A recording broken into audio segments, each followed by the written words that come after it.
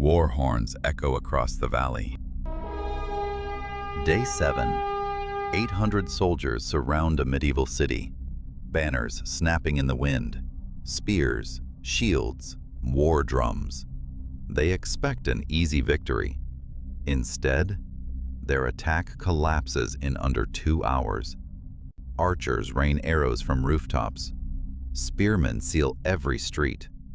Shield lines move with perfect discipline, and no one outside the walls understands how the defense became so organized. The enemy cannot understand the battle plan, because the man running it is not from this century, and the army surrounding this city is about to learn why. A war horn sounds beyond the walls. The army begins to advance, and the man responsible for the defense already knows how this battle ends. 7 days earlier, a special forces operator woke up face down in medieval mud, rifle still loaded, and a world that had never heard a gunshot.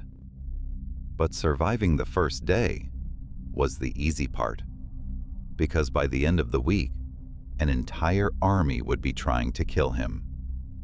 Cold mud pressed against his face. Slowly, he woke, rifle still in his hands, loaded. He pushed himself upright. A farmer stood 20 yards away holding a wooden bucket. The bucket slipped from his hands. Water splashed across the dirt. He stared like something had climbed out of the ground. Behind him, a town.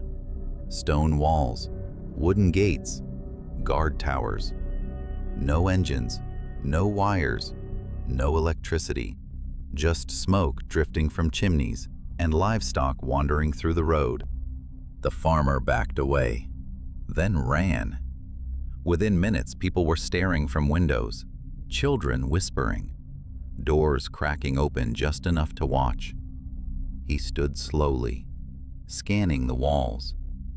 2 guards began walking toward him. Chainmail, spears, shields painted with faded colors. Disciplined enough to stand watch, but nothing like a modern military. They shouted something he didn't understand, then gestured toward the road outside the walls. Leave. He didn't move. Day 3. He approached the city gates again. This time, the guards were ready.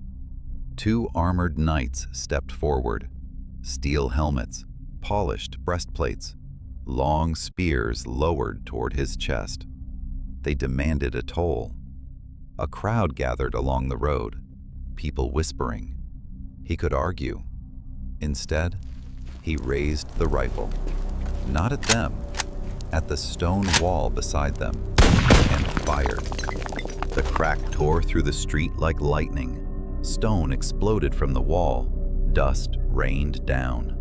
Horses reared back. Someone screamed. For 3 seconds, the entire gate froze. The knights stared at the shattered stone. Then slowly, they lowered their spears. One stepped aside, then the other. He walked through the gate, not rushing, not threatening, just walking, like he already owned the place. Behind him, the entire street watched, and a rumor was born. The stranger commands thunder. But humiliation rarely fades quietly. By morning, the story has spread across the city.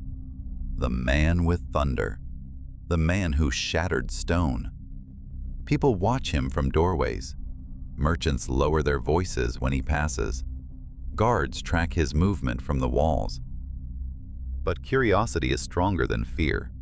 A tavern owner offers him a room.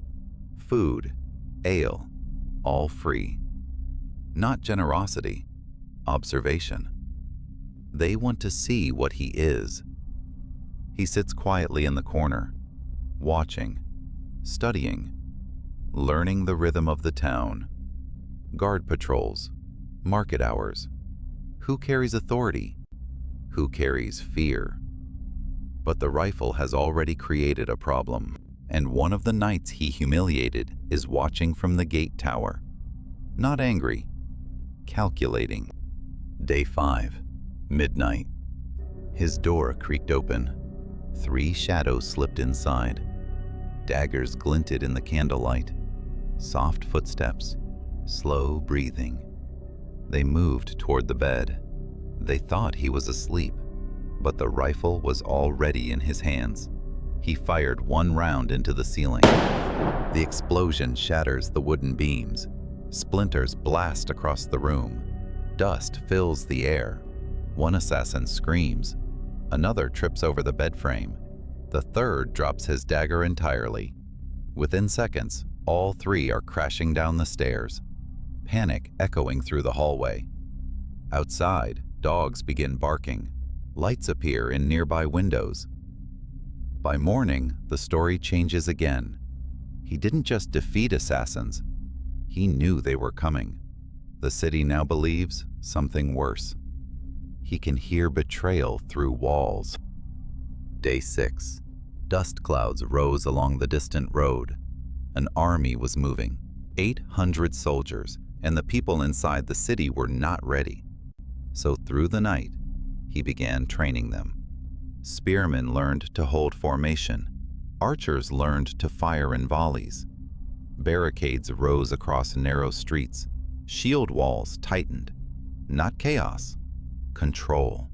Not a medieval defense, a designed battlefield. Day 7. 800 soldiers approach the gates. Spears, axes, shield walls stretching across the field. They expect explosions, gunfire, thunder from the walls. He never fired at the army. Instead, people began moving. Archers to rooftops, spearmen into alleyways, barricades across narrow streets. Shield lines tightened at every choke point. The attackers cannot spread out, cannot maneuver, cannot understand why the defense feels so coordinated. Because they are fighting something they've never seen before. In the chaos, he fired 1 shot. Not at the soldiers, at the enemy commander's shield. The bullet shattered the wood in his hands. The sound echoed through the street. Panic spread through the ranks. The battle is over. They expected thunder. They expected magic. They never expected strategy. Within hours, their assault collapsed. The army retreated in confusion. They didn't describe a soldier. They described a man who commanded thunder and taught peasants how to defeat armies, which meant the next army would not arrive with 800 soldiers. It would arrive with thousands.